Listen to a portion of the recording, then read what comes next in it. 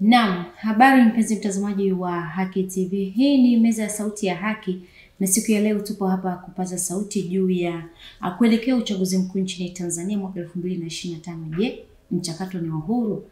Na mgeni wetu ni mkurugenzi mtendaji wa Kituo cha Sheria na Haki za Binadamu, wakili Dr. Anna Henga. Karibu sana katika meza ya sauti ya haki. Asante sana, nashukuru. Asante sana. Karibuni tena kunitembelea. Tunashukuru, umekuwa kimya kwa kipindi kirefu. Na sisi leo tumesema mguu wetu mpaka kwako. Karibu sana. Majukumu ni mengi lakini mambo yanaenda. Karibu. Tunaona yanaendelea nchini Tanzania. Tunaelekea kwenye uchaguzi mkuu mwaka huu. Na kwa mtazamo wa LHRC binafsi, unaiongelea hii hali inayoendelea katika hali ya kidemokrasia lakini pia na michakato iliyopo? Tunaona vyama pinzani wana hili, chama kikuu kina hili na yote yanaendelea. Kwa kweli tuko kwenye mchakato wa uchaguzi kama ulivyouliza. Na uchaguzi kwa lugha ya kitaalamu wanasema sio tukio. Ni mchakato. Ndio. Na hakuna saa tutasema hatuna uchaguzi. Hatuna uchaguzi. Sema tunakuwa kuna siku ya kupiga kura, siku ya kujiandikisha, siku ya kunini. Lakini mchakato kama uchaguzi wa kidemokrasia huo ni mchakato endelevu. Na uwaga unatua kama 3-4 hivi. Kwanza kuna uchaguzi wenyewe. Tumeenda kupiga kura. Ni kama duara. Nianze tu na siku ya uchaguzi. Tumeenda kupiga kura, tumemaliza kupiga kura. Baada ya hapo kuna kitu kinaitwa post election au baada ya uchaguzi. Ambapo sasa matokeo yametoka na kila mtu kajua ameshinda ameshindwa. Kwa hiyo huo ni mchakato unaofuata. Baada hapo kuna ile hali sasa baada ya mtu kuwa ameambiwa ameshinda au ameshindwa. Ambapo inaweza ikatokea ugomvi au ikawa salama. Kama wenzetu wa Msumbiji ambao wao baada ya uchaguzi ilikuwa hatari na bado hapajatulia bado. Lakini pia kipindi hicho kinachoitwa post election pia huaga ni kipindi cha kama kuna kesi mtu hajaridhika anaenda mahakamani. Ni kipindi kile tunakitaga cha sheria zaidi. Unakwenda mahakamani, kama ukishinda haya unapewa kwenye kiti, kama umeshindwa basi unaendelea. Lakini pia ni kipindi cha maridhiano. Ndio maana kuna taasisi kama TCD zinaita vyama wafanye maridhiano, waponye majeraha na kadhalika. Baada ya hapo sasa kuna kipindi cha kuanza kuboresha daftari. Labda nimeruka ngazi moja. Kuna kurekebisha sheria. Kuna kipindi cha kurekebisha sheria, sera na nini. Hicho pia ni cha baadaye. Baada ya hapo kuna hiyo hatua niliyosema. Ukishaboresha sera sasa kuna elimu za uraia, kuzijua hizo sheria, kujua mambo yanayoendelea kuhusu uchaguzi mwingine na kadhalika. Lakini unakwenda mpaka unakwenda tena unarudi tena kwenye uchaguzi. Lakini kabla hujafika uchaguzi hapa kuna kampeni, kuna kutiania, kuna chaguzi ndogo ndogo za vyama, ndani ya vyama, kuna kutiania, kampeni, unarudi tena kwenye uchaguzi. Kwa ni duara. Waingereza wanaita election cycle au duara la uchaguzi. Kwa hiyo nataka niweke hiyo sawa, maana inaonekanaga mwaka huu tuna uchaguzi bwana. Lakini kumbe kila mwaka ni uchaguzi. Bila sema unafanya nini? Unafanya kitu gani kwenye uchaguzi? Kwa hiyo hata mwaka jana tulikuwa na uchaguzi wa serikali mtaa. Mwaka juzi pia ilikuwa inaonekana hatujamchagua mtu lakini tulikuwa kwenye uchaguzi. Kwa sababu pia tulikuwa na by elections, chaguzi ndogo ndogo tulifanya. Na zenyewe zote hizo ni sehemu ya kidemokrasia. Sasa swali lako la msingi ni kwamba naonaje? Kwa kweli mimi nina huzuni mkubwa sana, sina raha. Saa nyingine wanasema bora usio unajua kuliko ukijua. Kujua kwingi, kuna msemo unasema kujua kwingi kuna wingi wa huzuni. Kwa sababu unajua kilicho sahihi, kinachotakiwa kufanya, alafu unaona kinafanyika ni tofauti. Kwa hiyo kama nilivyosema huo mchakato sasa hivi tuko kwenye mchakato ule sasa wako tumeshapita kutoa elimu, kuboresha daftari. Sasa tunaingia kwenye tushapita vyama kufanya chaguzi zao za ndani. Sasa tupo kwenye kuanza sasa uchaguzi. Sasa hivi tufikie uchaguzi ule wa kupiga kura sasa kwenye ballot box. Na tunakaribia kubunjwa kwa bunge ili kampeni zianze majimboni na kadhalika. Sasa ukiangalia hali ilivyo kwamba kuna watu wamesusa, hawataki, wana sababu zao, kwamba sababu ni kwamba wanataka reforms, wanataka mabadiliko. Sawa kabisa, wanataka mabadiliko. Nitalifafanua. Kuna wengine wanasema bwana, sisi tunasonga mbele bwana, mkisusa wenzio twala.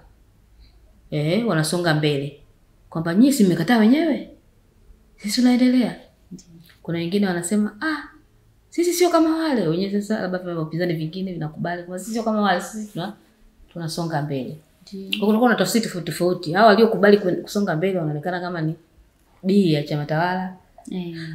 Pinzani na wenyewe wanaonekana kama ni vyama vya kupinga tu bila sababu. Lakini kote kuna maelezo yake. Mwaka jana, mwaka 2024, ilifanyika mabadiliko ya sheria yalifanyika. Na kabla ya hapo Mheshimiwa Rais alikuwa ameitisha vyama vya upinzani na wakaja na mambo kadha. Wakaja na mambo kwamba kuwe na mabadiliko ya sheria, mabadiliko ya katiba yatasubiri kidogo, lakini kuwe vyama vya siasa viruhusiwe kufanya kazi na vitu kama hivyo. Kwa hiyo kwetu kuna mabadiliko ya sheria yamekuja. Vyama vya siasa vikaruhusiwa kukusanyika. Mabadiliko ya sheria pia yakaja, sheria za mwaka 2024 za kwanza kabisa. Zile sheria 3.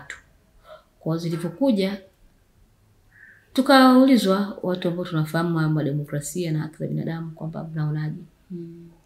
Sheria kule zilikuwa ni mpya, ila yaliyomo ndani sio mapya mengi. Na kwa nini sio mapya? Ni kwa sababu huwezi kabisa, yani kabla wanarudi kila siku, huwezi kabisa kufumua mchakato wa uchaguzi kama hujagusa katiba. Kwa nini? Tume huru ya uchaguzi inaundwa na katiba.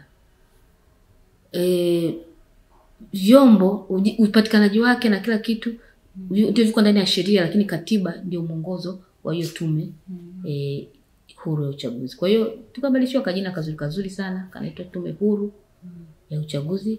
Lakini maoni ya wadau wengi ni kwamba inaitwa huru, lakini uhuru wake bado, kwa sababu vitu vingi havijabadilika katika ile tume.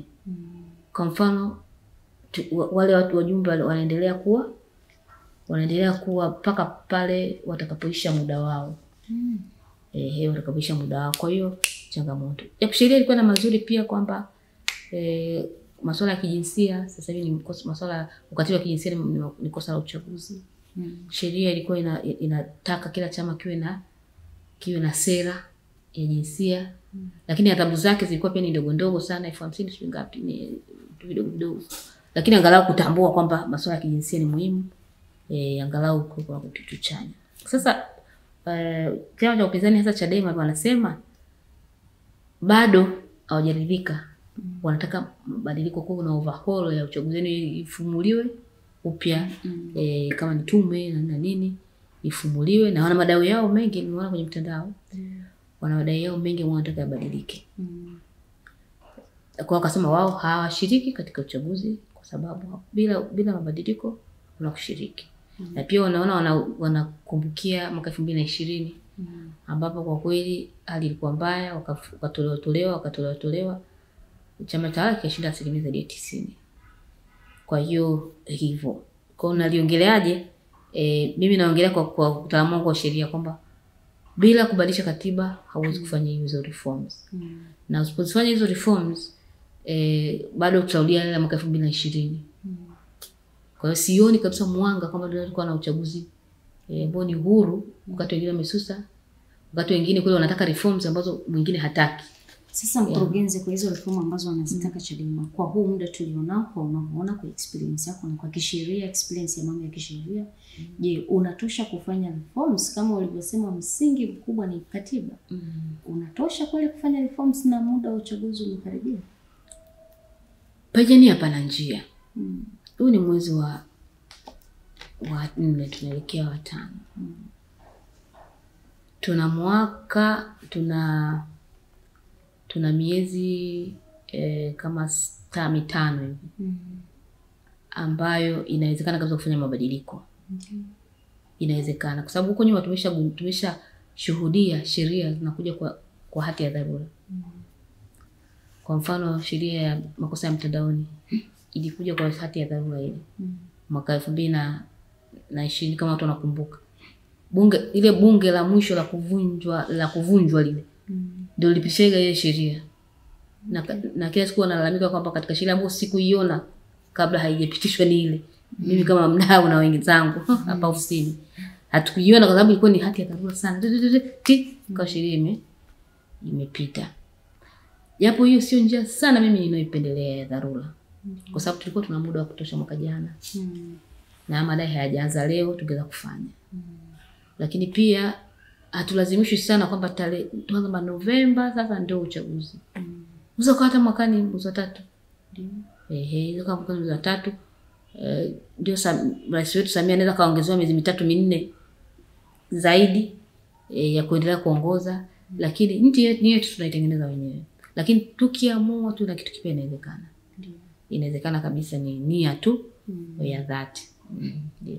Sasa kufuatia haya yote tumeona kwamba Chadema wamefika hatua ambayo hawajasaini zile kanuni za maadili za uchaguzi wa bunge, madiwani na urais. Je, hili kwa litakuwa kikwazo ikiwa sasa watataka washiriki kwenye uchaguzi? Haliwezi kuwa kikwazo kama watataka kushiriki hapo baadaye. Japo wasainishaji wanasema bwana hamjasaini, basi nyinyi mmesema hamshiriki kwenye uchaguzi. Ndio kisheria. Lakini kisheria wanaweza wakasaini kwa sababu hakuna sheria haisemi kwamba usiposaini, sababu ile ni kanuni. Sio sheria. Labda kutoka kwa faida ya mtazamaji kwamba kuna sheria, kuna kanuni, kuna miongozo. Na kuna sera. Kwa hiyo kanuni inabana lakini haibani kama ambavyo sheria inabana. Kwa hiyo inaweza kabisa wakiamua sasa tunaingia kwenye uchaguzi wakafanya. Katika hiyo no reform no election ya Chadema tumeona kwamba mwenyekiti wake Tundu Lissu mpaka sasa hivi amekamatwa na yuko ndani kwa makosa ya uhaini. Kwako unaliongeleaje masuala ya uhaini yanayomkabili Tundu Lissu? Nifuatilia na ndio kitu cha haki za binadamu pia tulitoa tamko. Ndio. La kusikitishwa na kusononeshwa kwa jinsi walikamatwa. Na kama nilivyosema hapo awali, ukijua sheria iko na sheria inaenda tofauti. Unashangaa sana kwamba uhaini ni kosa kubwa sana. Uhaini ni kosa kubwa mno. Kubwa mno. Yaani katika yale makosa kama kuua, kosa ni kosa, lakini kama kuua, ugaidi, uhaini, yani ni makosa ambayo ni makubwa sana. Ambayo kwa mtu anayehutubia watu wake tu pale, anayehutubia wanachama wake, anahutubia mashabiki. Sije bata soma mashabiki labda wanaenda kusikiliza. Wamuone huyu Tundu Lissu aliyeingizwa 17 ikoje. Kwa sababu sije bata sio wanachama. Kuambiwa kwamba ameweza kufanya uhaini ni kosa kubwa. Siku nyingine tufanye kipindi tutaelezea uhaini ni nini, na baadaye tukafanya kipindi cha uhaini. Ndio. Kufafanua uhaini. Unaposema uhaini ni nini? Unaposema ugaidi ni nini? Kusema kitu fulani ili wananchi waweze kuelewa. Lakini ni kosa kubwa sana sana sana ambalo sisi soma kama kusema, lakini ukiangalia sioni hata tabia moja, sioni hata tabia moja, kwa sababu kwenye sheria kunasema hii tabia hii ni kosa la wizi. Vipengele hivi kwenye kosa ni kosa la ujambazi, hii ni kosa la mauaji, lakini pale sioni hata kimoja kinachoingia kwenye swala la uhaini, hata kwa kuiangalia tu. Yako labda ni pia kuweka makosa makubwa sana kwa vitu vya kawaida pia ni changamoto ambayo pia tunaiona kwenye masuala ya uchaguzi huru na haki. Unaweza kaanza kuonekana na kutia doa kuanzia mwanzoni. Kwa hiyo wito wangu ni kwamba waachie au watu wafanye siasa zao ili waweze kuendelea. Akishindwa ashindwe kwa haki. Na yule anayeshinda ashinde kwa haki. Okay, sawa. Neno lingine kwa vyombo vinavyotoa haki, wameshasema kwamba waachie. Neno lingine ambalo nataka kuambia serikali na jeshi la polisi wote ambao wapo labda kumonitor mchakato wa uchaguzi wa huru na haki na amani. Unawaambia kitu gani hasa? Uchaguzi huru na haki ni uchaguzi ambao pia ni uchaguzi ambao una suluhu. ni uchaguzi ambao una masikilizano. Kweli mnashiriki, mnashindana kweli, mchuane kwa hoja. Wewe unasema utaleta barabara, liko wapi? Mimi nitaleta jamani barabara za lami za juu, tutaleta maziwa na asali. Tukusikilize, tukupime, ya maziwa yatapatikana vipi? Ndio. Kwenye nchi ambayo labda haina ng'ombe na vitu kama hivyo. Asali itapatikana vipi kwenye nchi ambayo haina mizinga ya nyuki? Tutakupima, huyu atatuletea kulizo asali na maziwa. Kwa njia tu ya maneno mazuri ya staha. Lakini vile vile kutotalizishana, kutokamatana bila sababu na kubambikiana makesi yasiyokuwa na sababu. Ili mtu anaposhindwa kwa haki anakuwa ameshindwa kwa haki. Kwa hiyo tujitahidi mchakato wa suluhu, mchakato wa amani. Nchi yetu ni hii. Nchi ikishapata vurugu tunakimbilia wapi? Tumeona nchi za machafuko ambao mpaka sasa hivi wana changamoto huko Msumbiji, nimetoa mfano. Hatutaki tufike huko. Tukakuwa na amani. Na amani, ukitenda haki, amani huwa inakuja. Ukitenda haki, mtu kamtendea haki, usimuonee mtu. Wakisha anashiriki, hakikisha kwamba usimbane mtu kama hao wanaokamatwa kwenye mikutano. Na kati kukutanika ni haki ya kisiasa na kiraia, ni haki ya vyama kukusanyika. Kwa hiyo ni vizuri kufanyika hivyo. Lakini hata wanasema hakuna, sisi hatufanyi hivi na hivi, mimi mtizamo wangu wanasema ukisusa pia sio dawa. Pia sio dawa.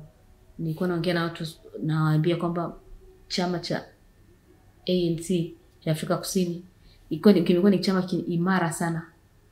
Imara sana ambao usingetegemea vyama vidogo vidogo vitakuja kuungana na kutengeneza serikali ya moja ya kitaifa.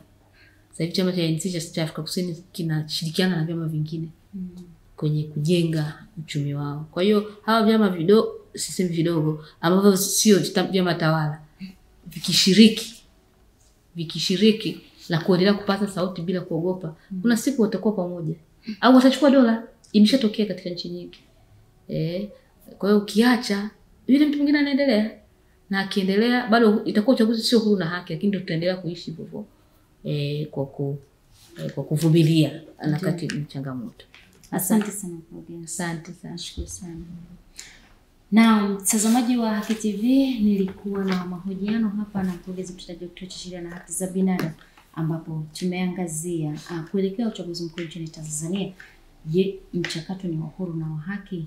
Na hapa ndio aliyoyasema. Kwa hiyo endelea kutufuatilia tu katika Haki TV. Kila siku tunakuja na mengi kupaza sauti. Asante.